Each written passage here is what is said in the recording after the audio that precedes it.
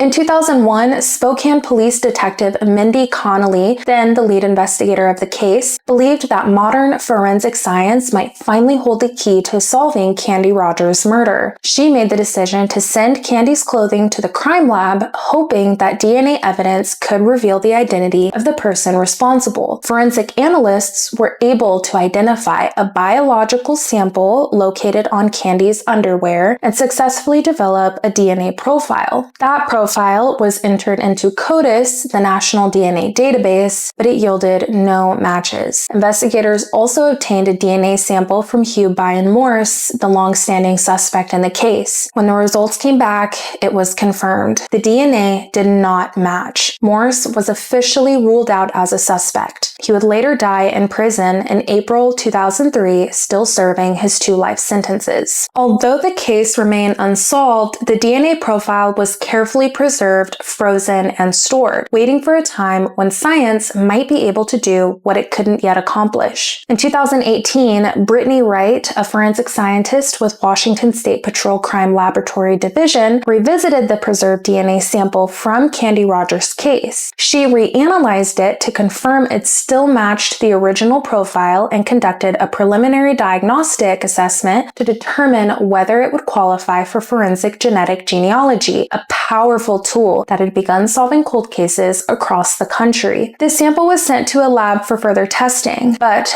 then a devastating setback. The DNA tube had been crushed during transport, causing the sample to leak and rendering it unusable. Investigators tried once more, sending a small amount of the remaining sample to the same lab in good condition. Unfortunately, the DNA was deemed too degraded for the lab's current technology to process. For a time, it seemed like the case hit yet another dead end. Then, in March 2021, a new lead emerged. Investigators learned of a cutting-edge forensic lab in Texas called Othram, an organization specializing in extracting usable DNA from even the most degraded crime scene samples. Unlike traditional labs, Othram focuses exclusively on forensic casework and performs every step of the process in-house. The remaining DNA recovered from Candy's clothing was sent to Othram. While the sample was severely aged and compromised, investigators remained hopeful. Still, this is precisely the kind of challenge Othram was built for. By dedicating their entire process to forensic evidence, they had refined their technology to analyze even the smallest, most fragile traces of DNA, offering a new sense of hope in a case that had gone cold for over 6 decades. Using forensic-grade genome sequencing, scientists